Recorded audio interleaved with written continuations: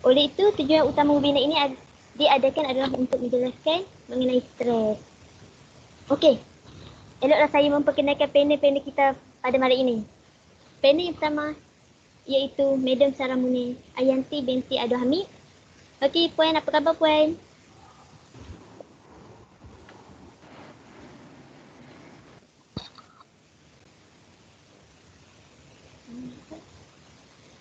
Apa khabar Puan? Puan dengar tak Puan? Okey. Baik, Alhamdulillah khabar baik. Terima kasih Fatin dan terima kasih kepada semua yang mengikuti program kita pada malam inilah. Ya, sempena Mental Wellness Festa. Jadi ini adalah siri pertama. Ya, okey, terima kasih Fatin. Ya, sama. Okey, panel kita yang kedua pula iaitu Encik Afizullah bin Ma'ruf. Okey, selamat datang Encik. Ya, terima kasih Fatin. Fatin daripada mana tu Fatin? Daripada Tok Pejabat ni. Dekat Unit Unit. Pejabat. Baik. InsyaAllah. Okey, Encik. Apa khabar Encik? Saya Alhamdulillah. Saya sihat Alhamdulillah seperti yang Fatin dapat lihat pada malam ni. Okey. Terima kasih Encik. Okey, untuk penonton semua, Encik Afiq merupakan kaunselor di Universiti Sultan Azlan Shah. Okey. Baiklah, marilah kita mendengar dengan lebih lanjut. Soalan yang pertama yang saya ingin ajukan pada Puan Sarah lah. Okey, Puan Sarah ready? Okey, Puan Sarah, soalan yang pertama ialah apakah punca stres yang berlaku terhadap seseorang? Boleh Puan jelaskan?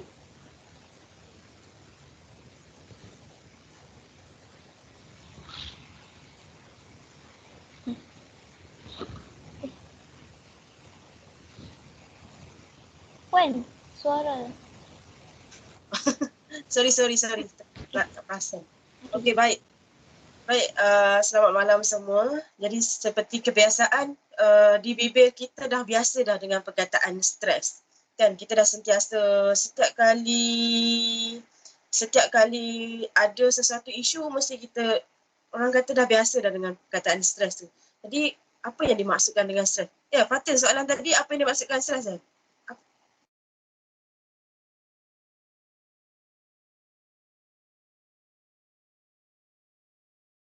Mute. Fatin, okey. Punca stres yang Punca. Okey, punca stres. Stres ni semua orang mengalami stres. Setiap orang dalam kehidupan seharian dia mesti akan melalui perkara stres. Sama ada kita perasan atau tidak, ya, setiap apa yang kita nak lalui dalam kehidupan kita ni mesti akan melalui stres. Jadi stres ni, punca-punca stres ni sebenarnya depends kepada diri kita sendiri. Ada setengah orang dia melihat sesuatu masalah itu sebagai satu bebanan. Jadi itu yang menyebabkan seseorang itu rasa stres. Tapi ada setengah orang dia melihat sesuatu masalah itu sebagai satu peluang. Jadi bila dia melihat masalah itu sebagai satu peluang, dia mengambil sesuatu yang berlaku itu secara positif. Jadi stres ni merupakan satu reaksi yang tidak spesifik lah oleh diri seseorang yang disebabkan oleh sesuatu bebanan yang menimpa diri seseorang tersebut. So kalau kita melihat dari angle yang positif, ya, jadi kita rasa ia sebagai satu peluang. Tapi kalau kita melihatkan dari angle yang negatif, ya, kita akan rasa macam terbeban, kita akan rasa macam stres. Sebab dalam kehidupan kita ni kita tak boleh lari dengan stres. Setiap pergerakan kita kalau tiada stres ataupun tiada dorongan, ya, ia menyebabkan kita tidak dapat melakukan sesuatu itu dengan baik. Jadi bila ada sesuatu dorongan yang memaksa kita melakukan sesuatu, itu yang menyebabkan kita boleh melakukan sesuatu itu dengan orang kata dengan baiklah. Cuma kenapa stres tu wujud, dia depends kepada seseorang individu tersebut. Contohnya lah, macam zaman sekarang ni kita berdepan dengan isu norma baharu. Kalau kita melihat ia sebagai satu dari angle yang negatif, for sure kita akan stres pada setiap masa dan ketika. Tapi kalau kita ambil secara positif, kita akan rasa ia merupakan salah satu peluang. Sebagai contoh, webinar yang kita jalankan pada malam ini, ia merupakan satu peluang lah sebenarnya. Kalau sebelum ni kita susah nak bersemuka. Kalau sebelum ni, contohnya saya dengan Cik Hafiz, kita orang pernah belajar satu kelas saja. Upsi dulu Cik Hafiz. Jadi habis zaman belajar dekat UPSI tu, habislah susah kita nak bersua. Tapi disebabkan oleh zaman era teknologi sekarang, disebabkan norma baharu sekarang ini, secara maya walaupun Cik Hafiz dekat Kuala Kangsar, kita dekat Lumut, jadi ini memudahkan sesuatu perhubungan ataupun sesuatu communication itu berlaku. Jadi bila kita ambil secara positif, ia memberi satu peluang kepada kita. Ya, terima kasih Fatin. Terima kasih Puan. Okey, apa yang saya dapat simpulkan betul juga sebab stres ni kita perlu ada juga mengalami stres ni. Dari sudut positif kita tak boleh lari dari stres. Kalau tidak kita tak dapat lakukan apa-apa kalau tak stres. Kan semua orang kalau ada stres mesti jadi rajin nak buat tu. Tak tinggal lah. Betul. Okey, siap. Terima kasih Puan. Okey, soalan yang kedua saya ingin tunjukkan pada Encik Hafiz iaitu nyatakan kesan stres terhadap mental dan fizikal. Okey Encik Hafiz? Baik, terima kasih Fatin. Fatin boleh dengar suara saya Fatin? Boleh. Jelas. Alhamdulillah, baik. Terima kasih Fatin atas soalan tersebut dan yang saya hormati Puan Suramurni, kaunselor di UniKL MIMED. Baik, soalan tentang apa kesan-kesan stres kepada kita. Seperti yang Puan Suramurni nyatakan tadi, stres ni ada baik, ada yang tidak baik ya. So kalau dalam istilahnya eustress dan juga distress lah. Eustress ni adalah stres yang bagus, yang mana yang merangsang kita untuk drive diri kita ke arah kebaikan, manakala distress ni adalah stres yang terlampau menekan kita ya, sehingga menjadi isu-isu mental health yang lain lah, sehingga menjadi kebimbangan, sehingga menjadi depression dan sebagainya. Jadi untuk bercakap tentang kesan stres ni kita perlu melihat daripada dua sudut, iaitu sudut yang positif dan juga sudut yang negatif ya. Kalau sudut yang positif mudah ya. Eustress tu akan menggalakkan kita untuk lebih berjaya lah. Macam pepatah Inggeris ada kata, a calm sea never made a good sailor. Maksudnya seorang ataupun ombak yang tenang tak akan menjadikan seorang pelaut ataupun seorang nakoda kapal yang hebat. Sebab apa? Sebab tak ada cabaran dan tak ada ujian. Okey? Dan kita harus menjadikan stres ataupun tekanan itu sebagai suatu benda yang positif supaya dapat drive diri kita ke arah kebaikan. Contoh paling mudah anda semua mungkin yang sedang menonton ni pelajar universiti seperti exam. Bila kita menghadapi tekanan untuk menjawab peperiksaan, kita mula belajar bersungguh-sungguh. Kita jadikan ia sebagai satu sumber kekuatan untuk kita bersungguh-sungguh untuk mengulang kaji lah. Ataupun sebagai contoh yang lain, ramai awal dewasa di sini yang mungkin sedang mengumpul wang untuk berkahwin kan. Tekanan untuk mengumpul wang tu jadikan ia sebagai satu perkara yang positif. Dengan usaha ini aku dapat mendirikan masjid, kan besar pahalanya. Dengan usaha ini aku dapat membina memelihara hubungan baik dengan pasangan, tak buat maksiat. So jadikan tekanan itu sebagai satu benda yang positif dan drive diri kita ke arah kebaikan. So itu yang eustress maksudkan dengan kesan-kesan yang baik. Tapi kalau distress yang menjadikan ia melampau ataupun terkesan dengan teruk, itu contohnya kalau daripada sudut mental, kita mungkin akan mudah marah, melenting ataupun cemburu. Kita ambil contoh kembali kepada isu tertekan untuk mengulang kaji pelajaran untuk examination, untuk peperiksaan. Kita mudah melenting dan marah sebab kita tertekan ataupun kita cemburu tengok orang lain. Tengok Fatin bersungguh-sungguh study kita jealous tengok dia. Kita mulalah kacau dia, kita ganggu dia. Fatin jom tengok movie. Besok ada exam malam ni ajak tengok movie kan. Fatin pula serba salah, nak ikut tak tapi hati nak ikut So sudah ni Fatin ikut.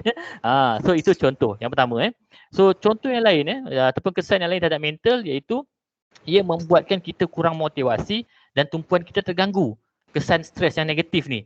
Contoh stres fikir bila aku nak dapat pasangan ni, nak dapat jodoh. Kawan-kawan aku semua ada pasangan aku tak ada pun stres rasanya Tengok dia bila malam-malam ada kawan yang tepat nak berkongsi rasa, nak berkongsi cerita, tapi kita tak ada tempat perasaan tu. So kita pun murunglah duduk seorang-seorang bersendiri kan.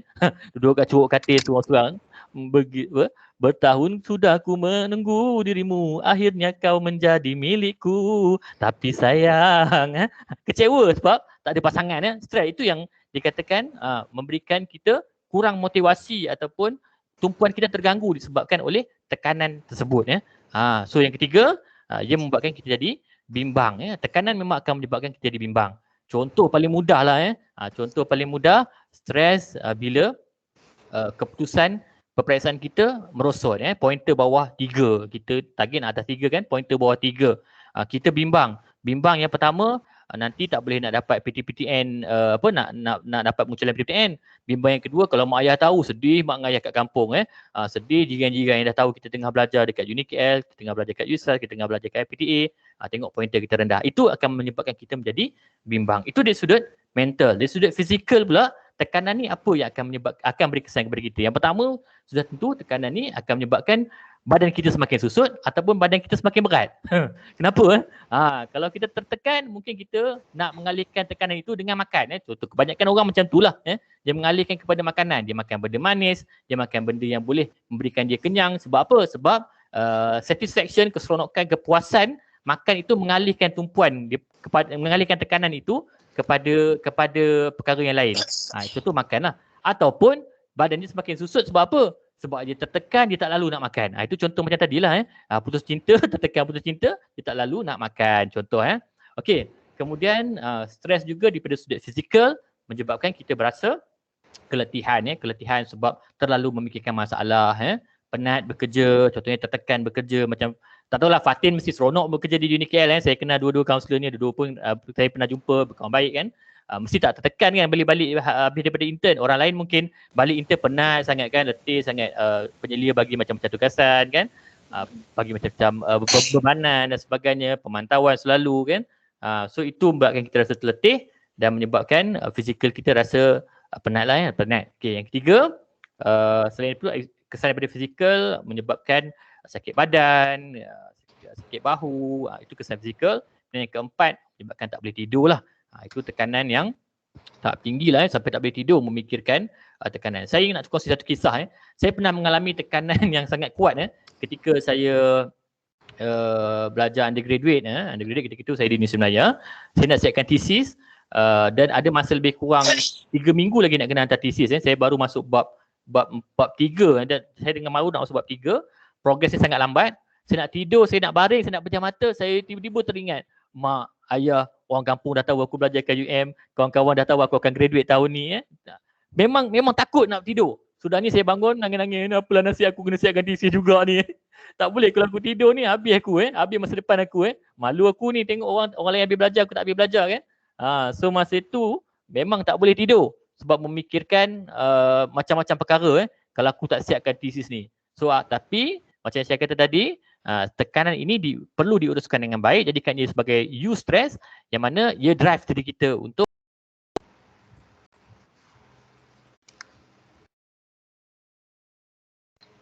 tak dengar.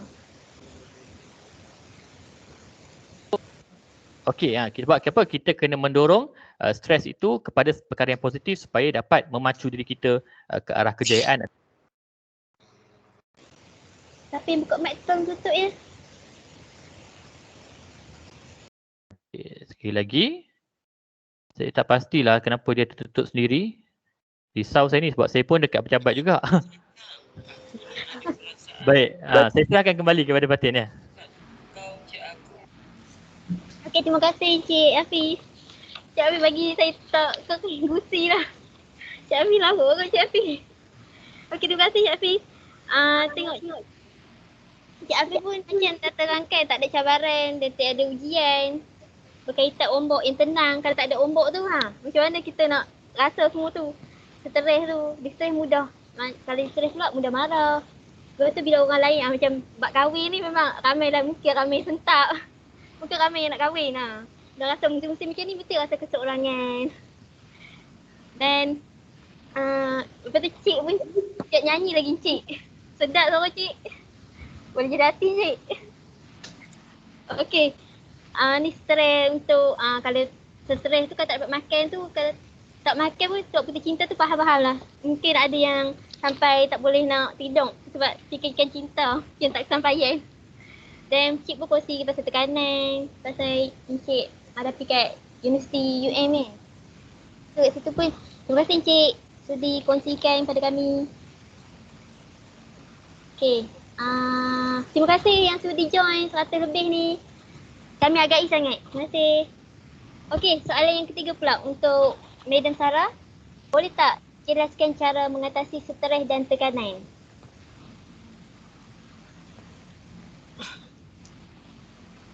Okey, cara mengatasi stres dan tekanan ya, seperti soalan dari Miss Fatin lah. Okey, sebenarnya stres dan tekanan ni depends kepada individu tersebut. Kalau kita boleh analogikan sebagai a bucket of water. Kalau you all perasan, cerita ni sentiasa diceritakan mengenai kisah air dalam segelas air. So stres, cuba bayangkan air yang masuk ke dalam gelas, air yang menitik dalam satu gelas tu, itu adalah stres yang masuk ke dalam gelas kita.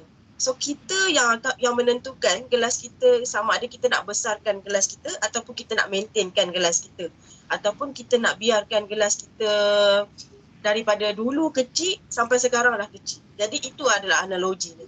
Macam mana kita untuk mengawal stres tersebut, macam mana kita nak membesarkan gelas tersebut, analoginya adalah berkaitan dengan jiwa kita. Kalau jiwa kita besar, jiwa kita kuat, kita boleh mampu mengawal stres tu dengan baik. Sebabnya dalam kehidupan kita ya, stres ni boleh dikaitkan dengan graf productivity. So kalau you all perasan, lagi banyak stres yang menyebabkan diri kita menjadi lebih productivity. Productivity. So contohnya, semakin banyak kerja, semakin banyak peluang yang kita belajar, so itu menyebabkan kita jadi lebih kreatif. So kalau tak ada satu tekanan, menyebabkan kita berada dalam keadaan zon yang selesa, menyebabkan kita tidak mampu untuk berfikir sehingga di luar kotak. Jadi stres tu sangat perlu. Tapi bila graf tu dia mencapai tahap yang sangat maksimum sehingga kita tidak boleh kawal, seperti analogi gelas yang saya ceritakan tadi ya, stres yang masuk dalam gelas, air yang menitik dalam gelas tersebut, dan makin banyak air yang menitik dalam gelas tersebut, tapi gelas kita maintain besar itu saja, kecil macam itu saja. Jadi air tu akan melimpah. Macam tu juga dengan stres yang berada dalam kehidupan kita. Sebenarnya lagi banyak stres, lagi productivity. Kita dapat hasilkan something yang lebih productivity. Tapi bila kita tidak besarkan gelas tersebut ataupun kita tidak besarkan jiwa tersebut, dia menyebabkan stres yang masuk dalam kehidupan kita itu melimpah. Bila melimpah itu yang menyebabkan kita jadi over stress. Itu yang menyebabkan kita rasa macam out of control. Okay? Jadi macam mana kita nak mengawal stres dalam kehidupan kita, kita kena adjust balik lifestyle kita. For example, contohnya macam yang saya cerita analogi gelas tadi ya. So kalau gelas yang kecil tu kita besarkan. Okay, so, contohnya soalan dekat chat tadi, kita tengok macam mana nak jadi seorang yang positif. Macam mana nak jadi seorang yang positif, bila kita nak keluar daripada stres ni juga, kita kena hindarkan perkara-perkara yang menyebabkan kita berada dalam kelompok stres tersebut. Kita cuba keluar daripada vibe yang negatif. Bila kita keluar daripada vibe yang negatif tersebut, ini menyebabkan kita akan kita mampu mengawal emosi kita daripada kita rasa tertekan, rasa gelisah. Kita keluar daripada environment yang negatif tersebut. Jadi kita yang bawa diri kita untuk memilih environment itu kepada sesuatu yang positif ataupun kepada sesuatu yang negatif. Sebagai contoh, analogi yang kedua adalah analogi sebilah pisau. For example, kalau kita tengok sesuatu benda yang berlaku dalam kehidupan kita, contohnya kalau kita ambil pisau. Pisau kalau kita bagi dekat seorang chef, apa yang chef tu boleh buat? Chef tu akan masak dengan laju kan. So dia akan menggunakan pisau itu dengan sebaiknya untuk sebagai tools ataupun dia punya tool lah untuk dia memasak. Tapi kalau kita bagi dekat orang jahat, for example, kita bagi dekat pembunuh, pisau itu akan membawa dia ke arah yang negatif. Jadi setiap apa yang berlaku dalam kehidupan kita, kita cuba bawa ke tempat yang sepatutnya. Keluar dari environment yang negatif, duduk dalam environment yang positif. Itu adalah salah satu cara lah macam mana kita nak bawa diri kita ke arah yang lebih positif. Okey. Terima kasih Fatin. Terima kasih Puan. Okey, Puan dah cakap kan kalau sangat perlu stres ni. Tapi stres tu ada positif, ada negatif. So kalau kita lagi banyak stres, kita akan boleh bawa ke tempat yang positif. Dengar tu semua? Ya, betul. Jadi kat situ, terima kasih Puan. Okey. Okey, saya nak tujukan soalan pada Encik Hafiz pula. Encik Hafiz, mengapakah perlu meluahkan isu jika boleh pendam saja? Sila jelaskan. Dia boleh je, orang tu pendam, tapi kenapa dia cakap tak payah nak nak cakap pasal isu dia, nak bagi tahu orang pasal isu dia, tak jelaskan. Baik, terima kasih Fatin. Saya mulakan dahulu jawapan untuk soalan tersebut dengan kata-kata hikmah daripada Salahuddin Al-Ayyubi. Apa yang beliau katakan ialah beliau meminta kekuatan dan Allah memberi beliau kesulitan untuk membuatkan beliau lebih kuat. Beliau meminta kebijaksanaan dan Allah memberikan beliau masalah untuk beliau selesaikan dan akhirnya beliau menjadi bijak. Beliau meminta keberanian dan Allah memberi beliau bahaya untuk beliau atasi, seterusnya beliau menjadi seorang yang berani. Jadi dalam hidup kita ni kan, kita akan menempuh dengan macam-macam isu ataupun macam-macam perkara yang akan sikit sebanyak menyebabkan kita berasa tertekan ataupun stres tadilah ya. Tetapi kenapa perlu diluahkan? Kerana kita sendiri pun sebagai seorang yang beragama Islam, bila kita nak perlukan tempat untuk mengadu ataupun berkongsi, Allah adalah tempat yang paling baik ataupun paling mujarab ataupun paling mustajab untuk kita berkongsi. Kenapa? Kerana di situlah kita punya pegangan ya.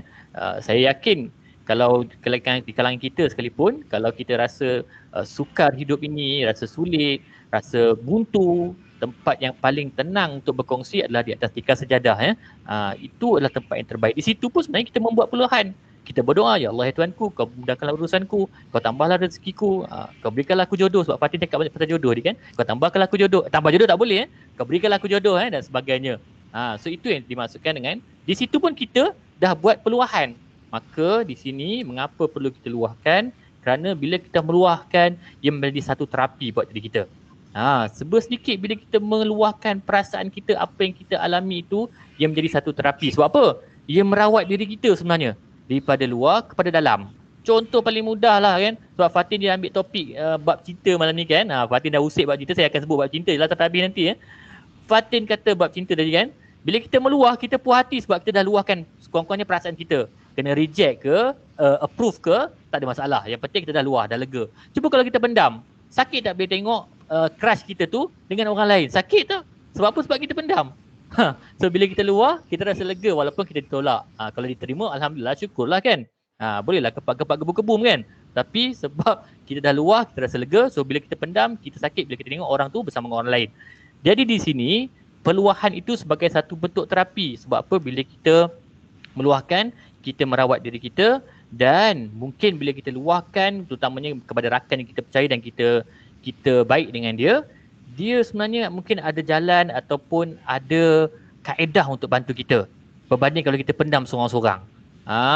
Mungkin dia fikir, mungkin dia ada jalan untuk cara untuk bantu kita. Contohnya Fatin contohnya mencari pasangan, dah lama dah cari pasangan tak jumpa yang betul-betul baik ataupun yang betul-betul orang kata sama minat lah.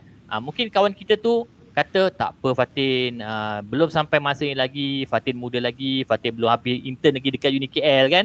Nanti kalau dah jumpa pasangan dekat Uni KL, habis pula intern ke mana, pasangan ke mana kan. So mungkin dia akan bagi kata-kata macam tu. So kita pun rasa macam lega sikit, ada orang nak dengar. Ingatkan aku seorang je yang pendam ni. Ingatkan aku seorang je yang pendam perasaan macam ni. Contoh yang lain, bila kita nak menghadapi perasaan, bila kita berkongsi dengan kawan tu mungkin bagi kata-kata, Fatin jangan risau bukan Fatin seorang je yang tak baca, aku pun tak baca lagi sebenarnya, muka je nampak confident dah baca tapi tak baca lagi dia. Mainlah kita baca sama-sama. Tengok kan dia bawa kita ke arah perkara yang lebih baik daripada itu. Sebab tu kena luahkan. Kemudian bila kita meluahkan, kita sebenarnya dapat melihat kehidupan ini pada perspektif yang pelbagai ataupun berbeza-beza. Sebab apa? Sebab mungkin isu yang Fatin alami dan saya alami isu yang sama. Cuma cara saya menghadapinya berbeza. Cara Fatin menghadapinya berbeza. So bila Fatin meluah, saya boleh share cara saya mengatasi isu tersebut. Macam tu. Contohnya katakanlah Fatin kongsi kat saya, Fatin berasa tertekan sekarang ni, sebab tengah intern, kemudian nak uruskan kewangan lagi, kemudian nak uruskan pelajaran lagi. Saya mungkin ada pengalaman macam mana saya intern satu ketika dulu kan, macam mana mengurus kewangan, macam mana menguruskan pelajaran. So saya boleh kongsi dengan Fatin cara saya. So kat situ bukan sekadar dapat kongsi pandangan, sebenarnya dapat menunjukkan kepada Fatin perspektif kehidupan tu. Kalau Fatin rasa Fatin mungkin ada masalah kewangan, saya mungkin kongsi, Fatin, saya dulu Fatin makan roti satu bungkus sehari je Fatin. Ni kisah benar kepada yang tengah menonton ni Saya ingat lagi ketika saya di universiti, saya ni orang susah saya orang kampung ayah saya bekerja sebagai tukang kayu sebab ayah saya meninggal ketika saya belajar di universiti. Saya ingat lagi satu ketika bila tak cukup duit, PTPTN pun dah habis makan tu adalah roti sepungkuh ke dunia yang harga sekarang ni 90 sen ke RM1 tu. Itulah yang saya buat makan satu hari satu hari satu. Air minum air dekat Kolej Kediaman je. Itu ketika dulu. Dan lepas tu Fatih rasa macam, kesiannya Cik Afi makan roti je. Aku sekurang-kurangnya dapat makan nasi dengan sardin Cik Afi makan roti je, lagi kesian kan. Itu yang saya kata sebagai perspektif. Sebab itu kita kena kongsi dengan orang lain. Sebab dengan cara itu kita dapat tengok apa pula yang dia alami. Saya tengok kat sini ada yang kata stres dengan kereta asyik meragam. Kalau Abdullah Zawawi kongsi dengan saya, mungkin saya boleh kata syukur Abdullah ada kereta, saya ada motor je. Contohlah syukur Abdullah ada kereta, sekurang-kurangnya saya ni pergi kerja jalan kaki je. Contoh, itu yang saya kata perspektif So elok dibuat peluahan sebab sekurang-kurangnya ada orang yang sama-sama mendengar dengan kita. Baik, yang ketiga, bila kita meluahkan, orang itu atau individu yang tempat kita meluahkan itu menjadi support system kita ataupun social support kepada diri kita. Sekurang-kurangnya kita tidak berseorangan. Cuba bayangkan, kita telah ada masalah tapi kita rasa kita seorang-seorang je berhadapan dengan masalah ni. Tak ke sakit? Tak ke sakit rasanya So sebab itu kita kena ada orang sekeliling kita yang bersama-sama dengan kita untuk kita buat peluahan dan kita rasakan dan kita dapat merasakan bahawa keberadaan dia itu menjadikan kita lebih kuat bukan nak gunakan dia untuk sumber kekuatan kita, bukan tapi kita nak jadikan dia sebagai sistem support kita. Contohnya kita dalam kesusahan, tengah stres kita minta pandangan dia. Kau rasa okey tak kalau aku buat macam ni? Kau rasa okey tak kalau aku nak buat part time buat Grab food sebab apa pula aku sekarang ni susah lah sikit ni, nak minta duit kat mak ayah macam tak syok pula kan. Kau okey tak kalau aku buat Grab food? Ikutlah kalau kau rasa kau boleh buat. Aku akan cubalah ingatkan kau pasal study dan sebagainya. Aku nak tolong kau pun tak boleh sebab aku pun, kau faham lah, aku pun ada komitmen aku juga dengan itu, social support tu menyebabkan Fatin orang lain akan lebih yakin untuk buat keputusan. Sebab apa? Sebab kawan tu dah tahu dan kawan tu berkongsi pandangan dia. Dan itu yang dikatakan sebagai social support Baik. So kepada anda yang sedang menonton ini, bila menghadapi isu atau masalah yang merungsingkan fikiran, menyebabkan berlakunya tekanan, carilah tempat untuk membuat peluahan dan yang penting bila nak buat peluahan tu mesti dengan orang ataupun individu yang anda percaya yang anda yakin itu kawan baik anda. Sebab bukan apa, kita tak nak nanti buat peluahan, rupanya peluahan kita panjang kepada orang lain, keluar dekat TikTok kan. Tiba-tiba kenapa ni macam kisah aku ni kenapa keluar kat TikTok kan. Tiba-tiba pula viral dekat Instagram dan sebagainya. Sama juga kita bila kita nak buat peluahan, yang saya maksudkan peluahan tu adalah peluahan kepada orang lain, bukan peluahan dekat status WhatsApp. Ini sekarang zaman orang buat status WhatsApp ni tempat peluahan kita buatlah peluahan. Contohnya, geram betul lah aku tengok orang bilik sebelah ni bermekak je malam-malam Kawan kita yang baca status WhatsApp kita, siapa bilik sebelah Fatin ni Tak silap aku, bilik sebelah Fatin ni si Akmal dia. Memang Akmal suka mekak ke malam-malam Udah pula jadi bahan mengumpat dan bahan fitnah dengan status WhatsApp kita. Sama juga dengan status Facebook kita dan sebagainya Peluahan yang dimaksudkan ialah peluahan kepada individu, bukan peluahan dekat sosial media, bukan peluahan dekat mana-mana platform yang kita gunakan untuk membuat peluahan. Sebenarnya itu jika disalah tafsir akan mengundang fitnah dan akan mengundang masalah yang lain pula. Kita akan lebih tertekan bila viral aku ingatkan sikit je orang yang baca. Rupanya satu unit KL baca status aku dah keluar pula dekat unit KL confession kalau ada lah kan. Aku punya status tu. Jadi itu yang saya kata, luahan tu mesti luahan kepada individu yang kita percaya, bukan luahan di sosial media. Wallahualam, saya serahkan balik kepada Fatin Okey, terima kasih Encik. Macam biasa tak kering gusi je. Cik seorang bukan saja boleh mendengar masalah orang tapi pelawak pula. Fatin ni macam tak kenal saya pula. Okey Cik. Okey Cik, terima kasihlah atas ulasan tadi. Okey, kita ni betul lah sukai hidup ini kalau kita nak luahkan pada tika sejadah, luah pada Allah. So Allah yang ada di sisi kita ketika kita susah dan senang. Macam tu. Dan macam Cik cakap tadi, luah dengan individu yang kita percaya. Memang kalau kita luah kat orang lain, yang orang tak percaya nanti mungkin dah terbocok semua. Kalau dekat individu yang kita percaya mungkin akan tersimpan lah. Cuba kalau dia simpan, kalau tak simpan, nanya tu. Okey, kat situ nampaklah Cik pun ada kongsi yang Cik makan roti katanya kan. Kat situ pun tak apa Cik, saya makan nasi lemak Cik. Nasi lemak ayam. So Cik makan roti, saya makan nasi lemak. So kat situ kita berbeza lah Cik. Dan cara hadapi pun kita berbeza kalau yang stres. So semua orang berbeza cara hadapi dia. Tengoklah kalau kita boleh handle. Kalau tak boleh handle, bolehlah luahkan pada kaunselor. Dan lagi promote. Okey, terima kasih Cik atas luahan, atas penjelasan tadi. Okey, soalan yang kelima pula untuk Puan Saramuni. Apakah yang dimaksudkan dengan stres yang baik dan stres toksik? Okey Puan, boleh jelaskan? Okey, seperti yang telah diterangkan oleh Encik Hafiz tadi stres ada dua, satu stres yang positif, satu stres yang negatif. Yang dinamakan eustress adalah stres yang baik, distress adalah stres yang tidak baik. Yang orang kata stres yang jahat lah. Jadi stres yang baik tu, eustress tadi dia mendorong kepada kita untuk melakukan sesuatu supaya ia memberi satu rangsangan yang menyebabkan kita boleh mengambil ia sebagai satu peluang. Tapi kalau stres yang negatif iaitu distress tadi, ia menyebabkan kita menjerumus ke arah negatif. So bila dalam situasi tersebut, setiap dalam kehidupan kita stres ni memang tidak dapat lari lah. Jadi eustress tu lah, stres yang baik tu lah adalah sebenarnya memberi satu rangsangan kepada kita lah untuk melakukan sesuatu. Jadi stres yang jahat tadi, yang orang kata stres yang toksik tadi, yang tidak baik tadi, distress tadi, yang patut kita orang kata hindarkan. So macam mana kita nak hindarkan distress tadi, stres yang negatif tadi, stres toksik tadi?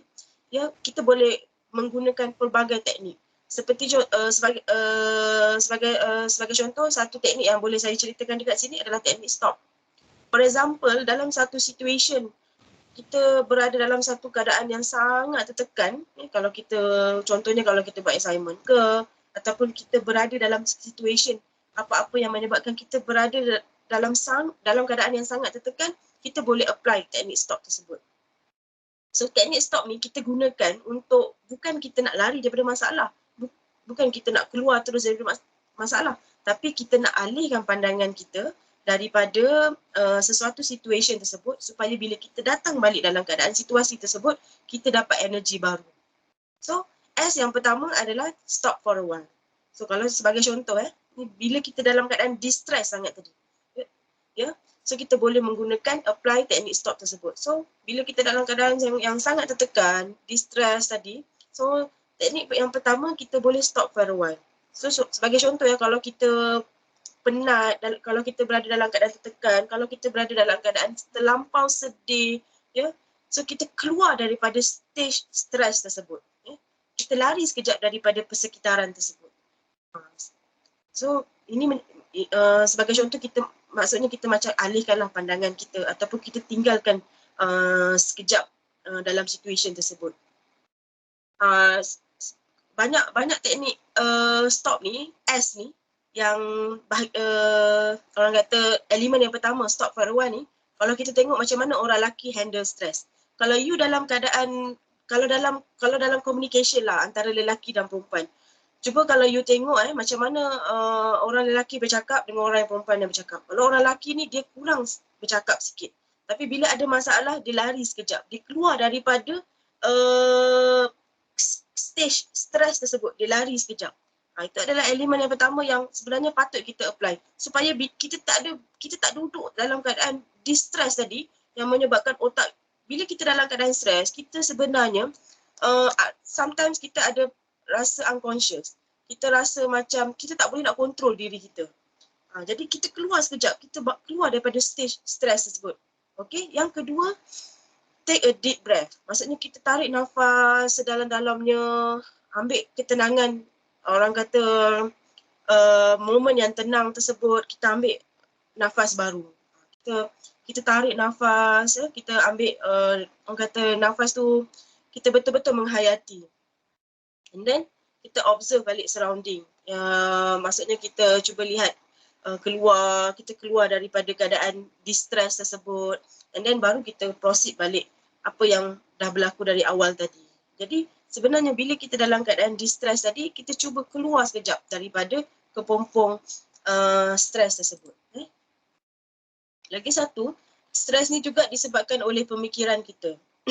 Pemikiran kita sometimes kita irrational. Kita banyak memikirkan sesuatu yang kita ada irrational belief dalam orang kata dalam percakapan kita ataupun dalam mindset kita. Kita terlalu meletakkan sesuatu standard dalam setiap sesuatu urusan. Ini menyebabkan bila kita tak capai sesuatu tu, kita rasa macam kita down sangat, kita stress sangat. Jadi kita cuba slow downkan balik kita punya thinking, kita punya kognitif kita tadi untuk tidak meletakkan satu standard. Sebagai contoh, kita terlalu letakkan sesuatu yang perfectionist lah. Sepatutnya dia kena jadi macam ni, seharusnya dia kena macam ni.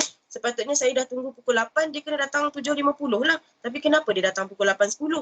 Jadi bila kita letakkan satu standard yang terlalu membebankan diri kita, itu yang menyebabkan kita rasa stres. Bila kita tak capai standard tersebut, kita rasa ia memberi tekanan kepada diri kita. Jadi kita cuba kurangkan, slow downkan kita punya pemikiran dan jangan terlalu meletakkan sesuatu benda yang terlalu perfectionist menyebabkan kita memberi tekanan balik kepada diri kita. Okey, terima kasih Fatin. Okey, terima kasih Puan. Kat situ pun ramai boleh ikut apa yang Puan cakap. Betul lah, apa yang tu tarik nafas. Betul, fikir tenang. Jangan serabut lah. Tarik nafas dulu. Janganlah terlampau sangat tarik nafas laju. Tarik slow-slow. Macam tu. Okey, pemikiran kita pun janganlah sampai pemikiran tak rasional. Sepatutnya kita kena pemikiran yang rasional lah. Kalau nak hadapi apa-apa sesuatu pun handle betul-betul. Jangan sulitkan diri tu. Bahaya ke tahu ke stres. Jangan main. Okey, soalan Satgi dijawab Kalau siapa yang nak bertanya boleh bertanya. Satgi akan dijawab oleh panel-panel kita. InsyaAllah. Dan soalan yang ke-6 untuk Encik Afif pula. Mengapa bila seseorang sedang stres akan hilang kawalan, mudah marah dan memberontak? Boleh tak Encik jelaskan? Okey, baik. Terima kasih Fatin atas soalan tersebut. Bila kita mengalami stres, tekanan, kita mudah untuk hilang kawalan, cepat marah ataupun kita memberontak.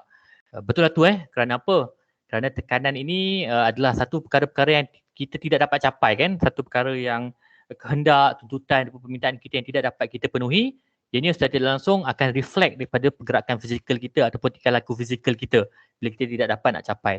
Contoh paling mudah bila kita memandu memandu dengan bawa kenderaan sama ada motosikal ke, basikal ke, kereta ke, tiba-tiba orang depan kita masuk simpang tak bagi signal, kita pun mencarut, tak guna punya kau haiwan kaki pendek ni bagi masuk simpang tak bagi signal kan.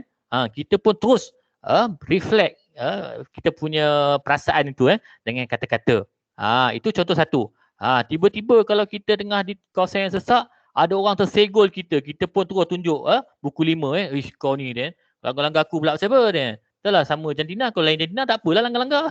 Contoh So kenapa berlaku tindakan-tindakan macam tu? Mungkin disebabkan oleh beberapa perkara lah. Punca salah satunya disebabkan oleh keadaan persekitaran Keadaan persekitaran itu yang menyebabkan kita jadi memberontak. Contohnya kita menjadi marah bila kita lihat orang bawa kereta dalam keadaan yang terburu-buru, masuk simpang tak bagi signal, langgar traffic light. Kita marah sangat sampai kita tak suka, kita benci, kita tekan horn sebabkan kita baru balik kerja ataupun kita tengah stres nak exam.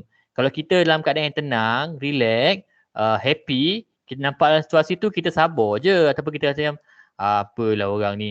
Kalau kena langgar kan dah meninggal, kan dah kena pergi hospital. Kita tenang je. Tapi bila persekitaran kita itu kita tengah letih, kita tengah pressure, nak cepat pula tu, itu yang menyebabkan kita rebel ataupun terkeluar ataupun nampak di segi fizikal kita, kita marah ataupun kecewa dengan tekanan tersebut. So yang pertama adalah faktor persekitaran, sebab kita hilang kawalan tu. Kemudian yang kedua, kerana perasaan dendam. Kita adalah tengah tertekan, kemudian kita pula sukar nak memaafkan bila kita mengalami tekanan tersebut. Contohnya lah, kita bekerja, rakan sekerja kita ni banyak pula pas kerja kat kita. Kita mula-mula okey, kali kedua pas okey lagi, kali ketiga kita dah geram dah, kecil besar dah tengok dia kan. Kali keempat menggigil lah badan kita, kali kelima mulalah kita bercakap, meluahkan dalam keadaan yang kasar dan sebagainya. Okey, itu disebabkan oleh kita berdendam, kita tidak memaafkan ataupun kita tidak orang kata melepaskan apa tekanan ataupun burden yang kita ada. So sebenarnya bagi saya berpandangan ini cara saya menghadapi tekanan. Bila kita berhadapan dengan tekanan, kita harus membezakan tekanan itu tekanan yang bagaimana ataupun tahap apa.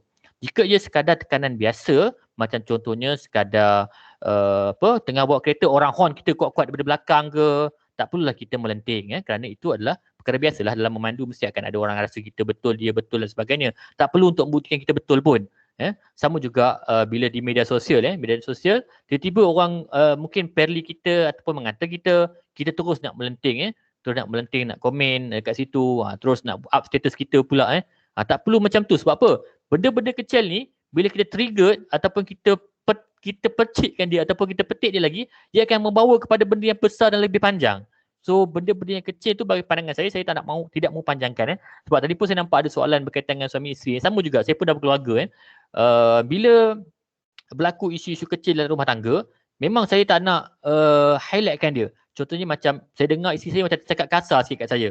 Saya dengar dia cakap kasar tu, tapi saya tak nak ambil berat. Sebab kalau saya ambil berat nanti bergaduh. Kang, anak saya susah nak kena jagalah, kena merajuk dengan anak, kena merajuk dengan isteri.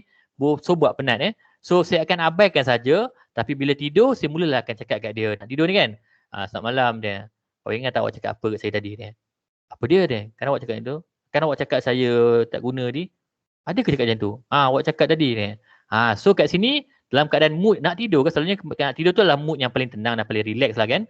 Tu pada waktu tu barulah saya tegur dia dan dia pun boleh terima. Cuba dia dah tengah penat masak, kita pula sebagai seorang lelaki duduk pula terkangkang dekat kerusi, main handphone, tengok TV, dia tengah masak, dia pun geram dengan kita cakap kau cakap aku tak guna dia kat dia kan. Kedah bergaduh baling-baling kuali dekat dapur contoh. So kita mengambil pendekatan, kalau saya ambil pendekatan alah kecil je tu, sikit dia tak guna je tu kan. Baru tak guna saya ambil pendekatan tak apalah aku lepaskan, tapi bila malam kenalah tegur kan, baik kita cakap macam tu So saya pilih tempat tu yang tenang untuk meluahkan ataupun untuk berceritakan kepada dia. Teguran kena buat sebab nanti kalau tak tegur tak tahu pula mana silap kan, mungkin dia tak perasan dan sebagainya. So itu contoh benda-benda yang kecil kita tak boleh nak ambil berat sangat, sebab kalau kita ambil berat ia akan berikan tekanan. Itu yang akan tersimpan sikit demi sikit. Contohnya masalah rumah tangga. Kebanyakan isu rumah tangga yang berlaku ni sebab pendam sikit demi sikit. Mula-mula cakap tak guna. Kedua, mungkin sebab nak pergi kerja dah tak salam dah. Sebelum ni salam, cium dahi, cium pipi, cium apa semua kan.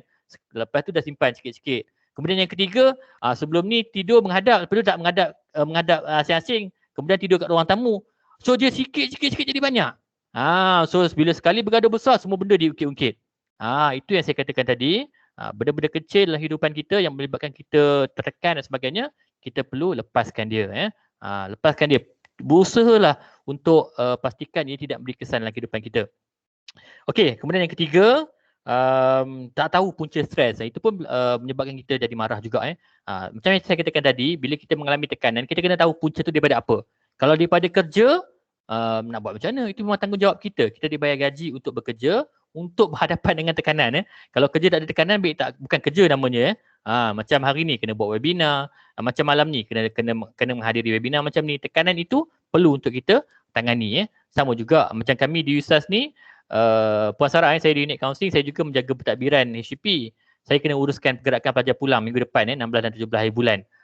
Tekanan, memang tekanan sebab yang ni nak balik hari ni, yang ni tak cukup dos, yang ni kata boleh tak nak balik tarikh lain, macam-macam ragam. Tapi kita kena menghadapinya sebab itu part of kita punya tanggungjawab, responsibility. Maka hadap je lah tekanan-tekanan tersebut.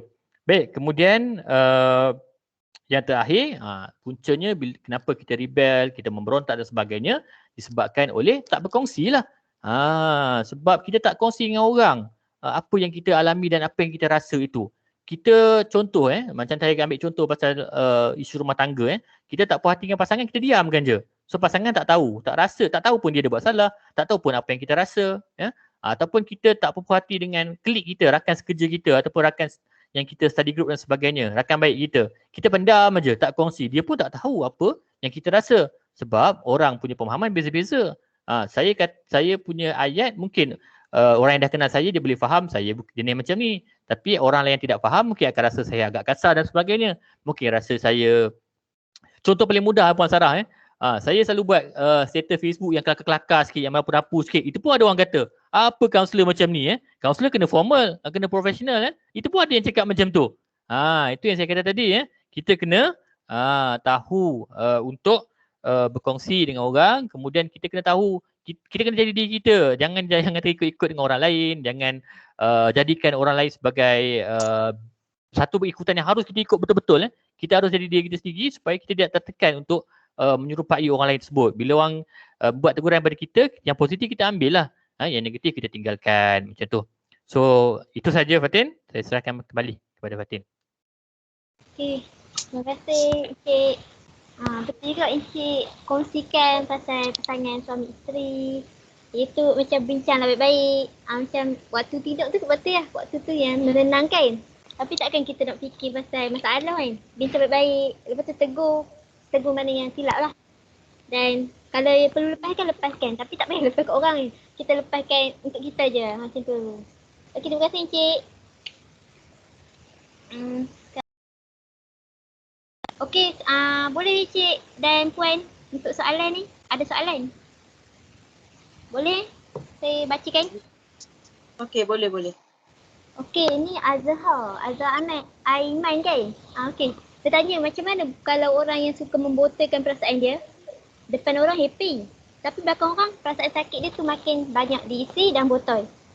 Bila sampai limit botol tu meletup, macam-macam boleh jadi. Macam berkias ni. Botol. Okey, Encik atau Puan, siap saya tujukan pada Puan. Okey. So dia punya analogi dia botol membotolkan perasaan dia. Depan orang happy, belakang orang perasaan sakit dia tu makin banyak diisi dalam botol tu. Macam yang saya cerita dari awal tadi lah. Segelas air, elemen air tadi. Air tu adalah stres, gelas tu adalah kita punya jiwa kita. So kalau jiwa you sama banyak dengan stres yang masuk dalam diri you, memang makin lama dia akan pecah lah. Botol tu akan pecah. Jadi macam yang Cik Hafiz cakap tadi, setiap dalam kehidupan kita ni macam-macam benda yang kita tempuh. Tapi ada stres yang boleh kita ambil kira, ada stres yang boleh kita fikirkan, ada elemen yang boleh kita orang kata ambil peduli, ada perkara yang tak perlu pun kita ambil pot.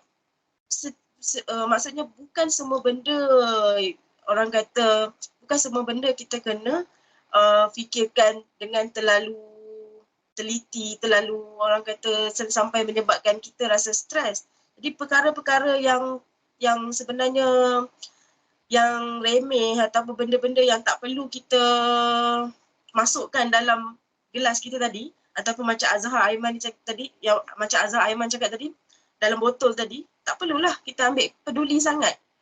Contohnya benda-benda yang remeh, benda-benda yang sepatutnya tak perlu pun kita fikir. Kita janganlah orang kata ambil serius sangat perkara tu sampai menyebabkan kita jadi stres. Jadi kita yang kena pandai membezakan apa yang penting untuk kita masukkan dalam gelas kita, apa yang penting untuk kita masukkan dalam botol kita, apa yang tak perlu, yang perkara remeh yang kita perlu put aside. Jadi macam mana kita manage diri kita, macam mana kita manage pemikiran kita untuk memikirkan sesuatu benda tu yang betul-betul valuable bagi kita ataupun benda tu menyebabkan beban kepada kita.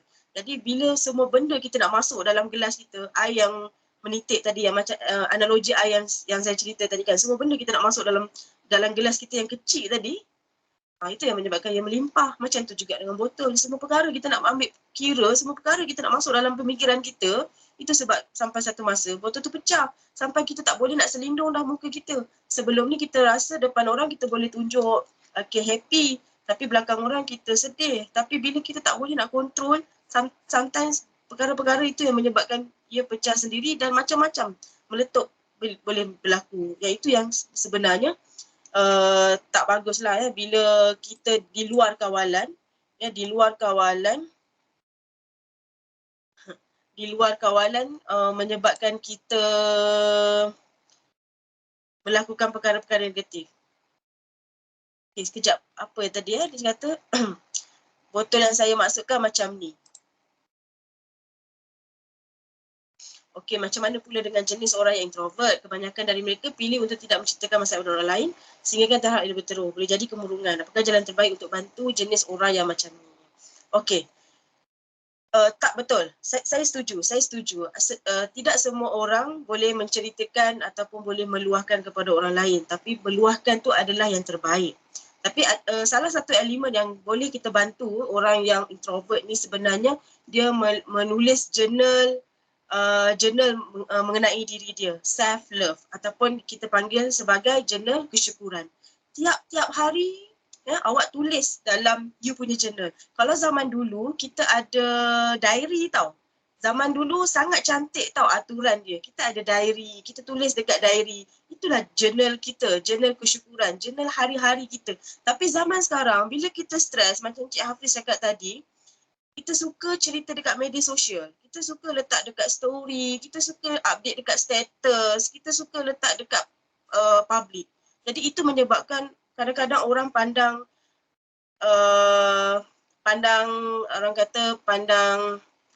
negatif pada kita ataupun orang pandang secara cynical dekat kita. Padahal kita sebenarnya nak meluahkan. Jadi sebenarnya perkara-perkara yang negatif yang sebenarnya kita tak mampu nak luahkan dekat orang lain, kita tulis dalam jurnal kesyukuran kita, dalam jurnal.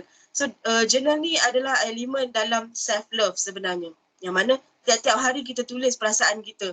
Hari ni aku happy kerana aku dapat ini. Hari ni aku sedih kerana macam-macam kejadian yang menimpa. Jadi bila hari-hari you tulis, you luahkan dekat dalam jurnal harian you tu, ia akan menyebabkan you meluahkan sebenarnya apa yang tersimpan dalam fikiran you. So bila you keluarkan dalam jurnal you, pada zaman dulu kita ada diary. And then bila kita baca balik, sebab bila kita dalam keadaan yang stres, kita sebenarnya unconscious. Kita sebenarnya dalam keadaan yang kita tidak boleh berfikir secara waras. Tapi bila kita dah hilang perasaan stres tersebut, bila kita dah back to normal, bila kita baca balik jurnal kita baru kita realise, sepatutnya aku tak patut cakap macam ni dekat mak aku. Contohnya kalau kita bergaduh dengan kawan ke dengan siapa-siapa ke kan.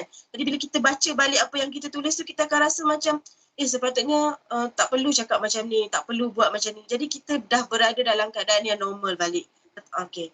Jadi bila kita dalam keadaan stres tu memang kita unconscious. Sometimes kita tulis yang waktu kita meluahkan tu kita akan kita akan tulis yang bukan-bukan apa semua kan. Okay. Terima kasih. Okay, terima kasih. Harap terjawab. Okay, menjawab tak Azhar Aiman? Harap menjawab lah ya. Okay. Soalan yang kedua pula untuk ni Muhammad Anas, saya bagi kat Encik Hafiz lah. Kalau tak percaya dekat orang lain macam mana? Itu masalah orang ke atau masalah sendiri? Okey, boleh jawab Encik. Okey, baik. Saya buka mikrofon ke belum? Okey. Saya nak tambah apa yang Puan Sarah cakap sebabnya menulis diary ataupun menulis journal ni menjadi satu habit saya lah Sampai sekarang kalau sekarang saya tak tulis dekat dalam buku lah. Dulu saya tulis dalam buku. Sekarang saya takut isteri saya baca, maka saya tulis di handphone lah. Kalau tak boleh tengok kat sini dekat handphone saya ni ada apps Diaro So memang saya langgan, saya beli apps ni. Memang saya tulis harian sebab apa? Sebab untuk soalan Anas ni dia memang kena dengan saya. Sebab saya susah nak percaya orang. Saya susah nak percaya orang sebab apa? Sebab dalam kehidupan saya bila saya percaya orang tu selalunya akan tikam saya. Contohnya macam ceritakan balik pada orang lain dan sebagainya lah Jadi saya suka untuk percaya orang, maka tempat untuk saya membuat peluahan adalah di diary ataupun di dalam jurnal macam yang Puan Sarah katakan tadi. Dan saya juga merasakan bahawa sebagai seorang kaunselor ataupun sebagai seorang individu yang beragama Islam, setiap hari saya rasa nak berusaha jadi seorang yang lebih baik. Maka bila saya bangun daripada tidur, saya sentiasa ingatkan diri saya, this is a new day, aku nak mulakan hari ni dengan baik, nak solat subuh, nak berbual dengan semua orang, nak buat kebaikan dengan semua orang. Kerana apa? Saya walaupun kaunselor, saya bukan extrovert sangat. Sebenarnya saya ada introvert juga. Saya ada masa yang saya nak bersama keluarga, nak bersendiri, ya. Tapi untuk buatkan keseronokan itu muncul, bila saya nak pergi beli sarapan pagi, saya nak tegur mamak kerja kat kedai makan tu. Bila saya nak sampai dekat pondok pengawal, saya nak tegur pondok pengawal tu, dia sihat ke tak hari ni, saya nak tanya, saya nak buat kebaikan. So dengan cara tu, bila saya enjoy kehidupan saya, sebenarnya saya mengurangkan tekanan itu. Sebab apa? Sebab saya seronok mengharungi hari-hari saya. Saya nak ambil cerita, macam tadi Puan Sarah bagi cerita tentang air yang diisi dalam sebuah bekas. Saya ada satu kisah yang mana ada seorang manager syarikat ni, dia nak menguji kaki tangan ataupun staf di pejabat beliau dengan satu balang ataupun satu timber. Kemudian ada kayu, ada batu pula, ada batu kerikil, batu besar, kemudian pasir, kemudian ada gula, ada garam. Kemudian dia minta staf ni masukkan semua barang tu. Tak muat nak masukkan semua barang tu. Dan akhirnya ada seorang staf dimasukkan satu persatu. Dia mulakan dengan benda yang paling kecil dahulu. Masukkan garam dulu. Lepas tu gula. Lepas tu pasir. Lepas tu batu kerikil. Lepas tu batu bata. Lepas tu kayu. Lepas tu baru batu yang besar. Akhirnya boleh masuk. So kat sini kesimpulannya, untuk kita mengelakkan stres, kita kena hadapi diri kita ataupun isu-isu kita ni satu persatu. Yang kecil dahulu. Selesaikan kecil, kemudian yang besar-besar tu insya-Allah dia akan menyusul. Kerana apa? Jika yang kecil tak selesai, maka yang besar pun lagi lah tak boleh nak selesai. Kalau kita contohnya nak pergi kerja, nak ada mood pergi kerja, tapi kita tidak bertegur dengan kawan sekerja kita, klik kita, macam mana kita nak ada mood yang seronok nak bekerja tu? Maka tindakan yang paling harus kita buat, walaupun kita tak suka dia, kita marah dia, kita tak happy dengan dia, kita cuba untuk memaafkan dia. Kalau tak boleh nak pergi jumpa dia, aku minta maaf atas kesilapan aku. Kita cuba maafkan dia dalam hati. So dengan cara itu, kita akan rasa enjoy dengan kehidupan kita. Macam Anas kata tadi, jika kita nak buat peluahan kepada rakan, kemudian rakan tu macam mana? Tak boleh percaya ke apa tadi? Fatin, saya tak nampak soalan sebenarnya. Saya tak apa ingat Anas tanya apa tadi. Susah nak percaya dekat orang lah.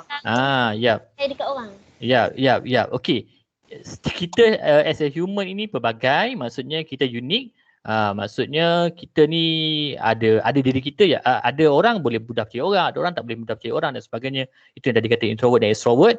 Tak mengapa kita jangan tengok orang lain dan akhirnya sepatutnya kita tengok pada diri kita. Sebab tu juga saya selalu bila buat sesi counting Puan Sarah, saya selalu ingatkan klien bila kita nak selesaikan satu isu, jangan fokus pada orang tu. Contohnya dia ceritakan kepada kaunselor, dia kata saya pernah cik ngarahkan serumah saya begini. Memang tak selesai sebab yang kita nak bantu sebenarnya bukan rakan serumah. Yang kita nak bantu tu diri klien kita. So akhirnya yang rakan serumah tu biarlah rakan serumah kita ni macam mana nak survive, nak move on. Tukar rumah ke, ataupun terima tingkah laku dia ke, ataupun ajak rakan lain duduk dengan kita ke dan sebagainya. So kat sini Anas, jawapannya adalah tak mengapa tak ada siapa yang silap, tak ada siapa yang betul. Tapi macam mana kita nak survive ataupun move on ataupun go on dengan kehidupan kita, walaupun kita tak boleh nak buat peluahan ataupun kita lebih selesa dengan cara kita sendiri masing-masing. Baik, saya serahkan kembali kepada Fatin. Okey, terima kasih Encik. Okey, Muhammad Anas, menjawab tak? Harap-harap menjawab lah ya. Jawab. Terima kasih.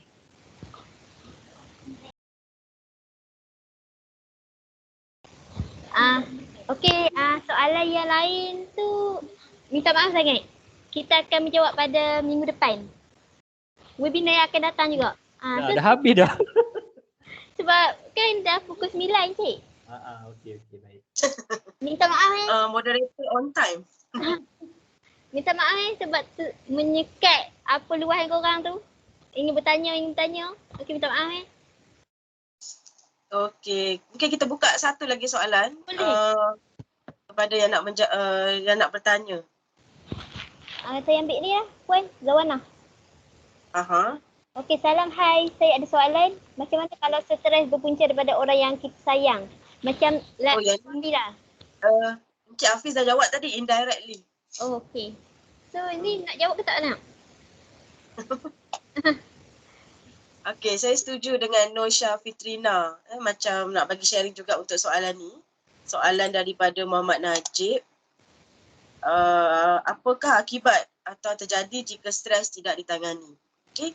Jadi Nosha Fitrina ni dah tolong jawabkan. Dia kata if kita tak handle wisely stres ni akan lead to depression yang melampau. Seterusnya akan attract lah penyakit dalam diri seperti lemah jantung, lemah sistem, dan itulah sebenarnya itu adalah realiti. Sebenarnya penyakit yang datang dalam kepada kita juga adalah berpunca daripada stres. Kalau kita dengar perkongsian daripada doktor-doktor pun kenapa penyakit itu berlaku, salah satunya punca daripada penyakit itu berlaku adalah disebabkan oleh stres. Jadi bila kita tak boleh manage stres yang berlaku kepada kita dengan baik, itulah yang menyebabkan berlaku depression, anxiety, dan yang paling teruk kita tak nak berlaku something yang lagi worse lah, attempt to commit suicide for example, kan. Itu yang sangat worse lah sebenarnya.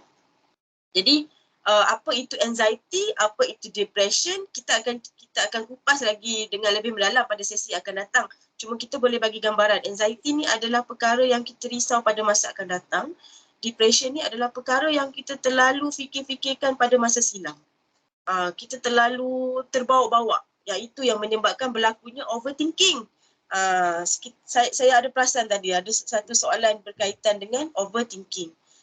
Dia terlalu depressed dengan perkara silam ataupun dia terlalu terbawa-bawa dengan pemikiran yang orang kata tidak boleh kontrol, yang menyebabkan berlakunya overthinking. Tapi kerisauan yang melampau juga adalah sangat tidak baguslah sebenarnya. Anxiety yang melampau menyebabkan kita tak boleh kontrol diri kita. Kita tidak boleh bertindak secara normal. Jadi perkara ni kita perlu kawal. Macam Cik Hafiz bagi tahu tadi, cuba susun. Kita yang perlu manage diri kita.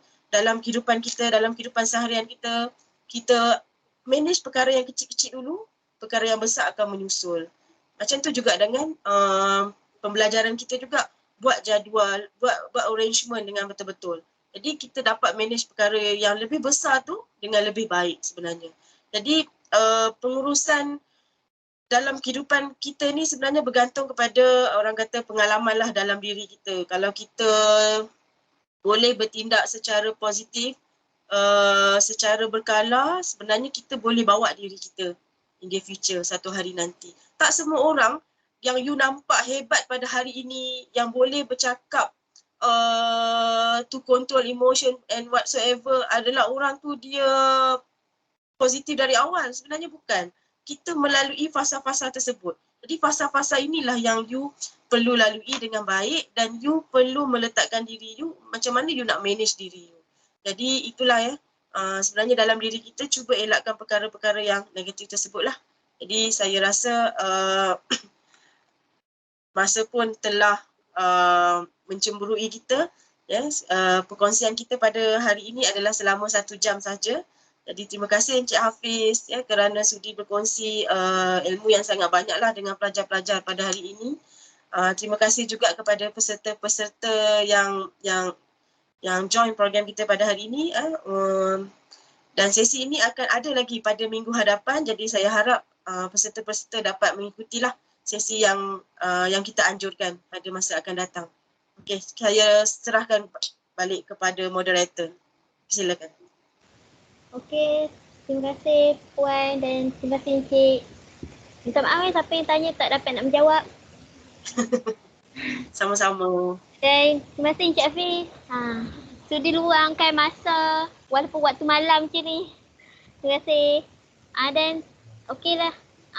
Kita boleh, soalan tu boleh kita bawa pada akan datang. Bukan akan datang. Pada minggu depan lah. Okey, jangan korang untuk sertai Okey. Untuk mengakhiri ni, maka berakhirlah sudah webinar kita pada malam ini. Saya Fatih Syirah, selaku moderator pada malam ini, menyusun 10 jari. Memohon maaf andai terkasar bahasa dan tersalah tutur bicara. Saya juga ingin mengucapkan ribuan terima kasih kepada kedua panel kita. Terima kasih meluangkan masa pada malam ini bersama kami semua. Terima kasih tidak terhingga juga saya ucapkan kepada semua peserta yang sudi untuk terlibat dengan webinar ini. Maaflah kalau ada yang kurang webinar ni, minta maaf sangat. Semoga segala ilmu yang dicurahkan dan dikongsikan dapat memberikan manfaat kepada semua. Sekian saja daripada saya. Terima kasih. Assalamualaikum dan selamat malam. Assalamualaikum Assalamualaikum warahmatullahi. Terima kasih Fatin. Terima kasih Puan Sarah. Okay, terima kasih Cik Hafiz. Terima kasih semua. Okay. Okay, terima kasih semua.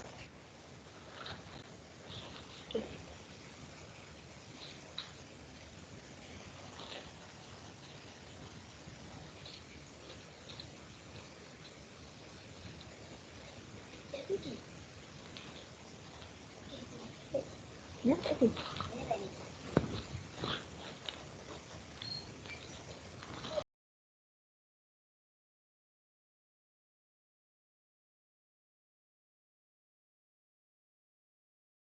Isi, tak ada isi.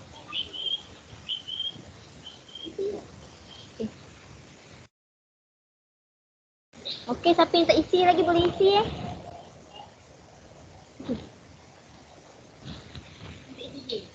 Untuk isi J untuk dapat CJ. So, isi cepat kalau tak isi boleh isi sekarang. Okey.